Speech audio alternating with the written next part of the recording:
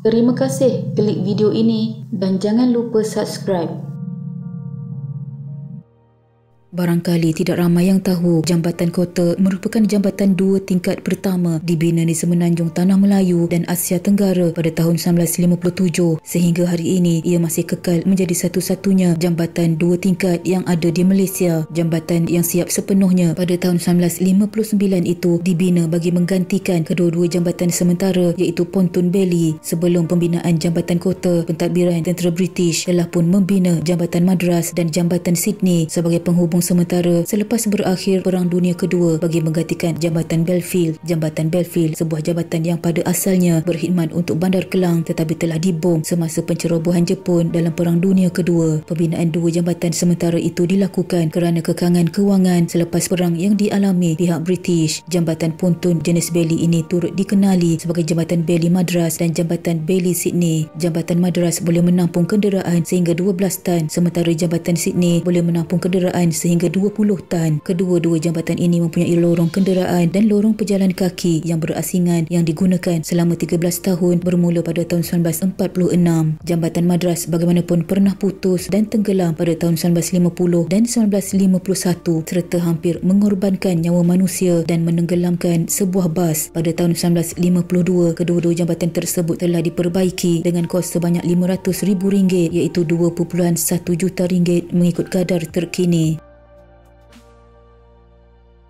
Selepas perang, tiga jambatan digunakan buat sementara waktu untuk menyeberangi sungai kerana Jambatan Belfield tidak dapat dibaiki. Pada tahun 1951, ejen mahkota telah dihantar dari London untuk mengkaji kemungkinan membina jambatan kekal baharu di atas Sungai Kelang di mana idea jambatan dua tingkat muncul. Jambatan kota dibina merentangi Sungai Kelang dengan kos pembinaan hampir RM7 juta iaitu nilai sekarang RM29.14 juta dengan panjang kira-kira 457 meter, lebar 6.7 meter dan 12.19 meter atas paras sungai. Jambatan kota mula dibina dalam bulan Jun 1957 dan merupakan antara jambatan bersejarah di Malaysia kerana dibina sebelum tarikh kemerdekaan Tanah Melayu. Bahagian atasnya dibina khas untuk laluan kenderaan berat seperti bas, lori dan kereta, manakala di bahagian bawah ialah untuk basikal, becak dan orang berjalan kaki. Pembinaan jambatan itu dijalankan oleh firma British Dorman Long Bridge and Engineering Limited, manakala cerucuk asasnya pula dibina oleh firma Gammon Malaya Limited. Pada peringkat awal ketika pembinaan jambatan ini, mayat seorang remaja tanpa kepala telah ditemui hanyut berhampiran tiang jambatan. Hal ini telah menyebabkan ramai pekerja buruh jambatan mengambil keputusan untuk berhenti kerja serta-merta sehingga hampir menyebabkan projek pembinaan jambatan terbengkalai. Ditambah lagi dengan penyebaran kabar angin peristiwa serupa ketika pembinaan Jambatan Belfield 50 tahun sebelum itu menyebabkan keadaan menjadi amat serius sehingga menjadi tajuk akhbar tempatan ketika itu.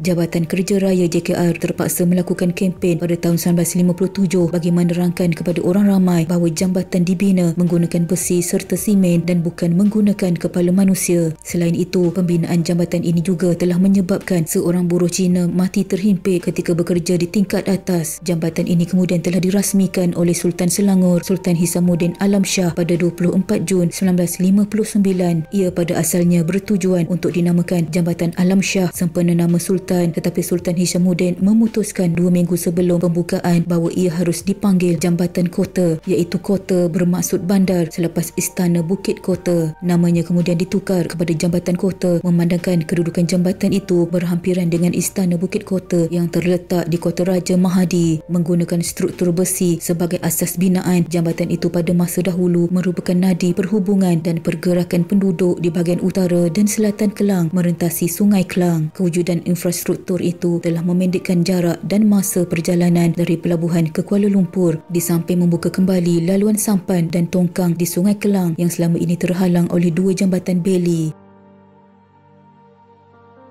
Oleh kerana trafik yang semakin meningkat, dua jambatan baharu dibina, iaitu yang pertama dibina berhampiran Jambatan Kota pada tahun 1990-an disebabkan oleh trafik berkapasiti tinggi dengan menaik taraf laluan lebuh raya Persekutuan Kelang Kuala Lumpur kepada 6 lorong lebuh raya bertol. Sebuah jambatan seterusnya telah dibina betul-betul bersebelahan dengan Jambatan Kota dari tahun 1991 hingga 1993. Pada 21 Januari 1992, Jambatan Kota telah ditutup kepada laluan kenderaan apabila Jambatan Kota baru siap sepenuhnya. Sebahagian hujung jambatan kota di sebelah Kelang Utara telah dirobohkan untuk memberi laluan jambatan baru. Jambatan ini telah diserah kepada Majlis Perbandaran Kelang (NPK) sebagai salah satu mercu tanda bersejarah daerah Kelang dan Kelang Bandar Diraja. Pada tahun 1995, NPK telah membelanjakan sebanyak RM750,000 untuk menguatkan dan mengukuhkan struktur jambatan kota lama ini. Pada 20 November 1996, NPK telah membina 58 buah gerai cenderamata bagi menempatkan lebih ramai bumi putera berniaga di pusat bandar, dan pengubahsuaian itu siap sepenuhnya pada 17 Julai 1997 lantas menjadikan kewujudannya sebagai tarikan pelancong di Kelang.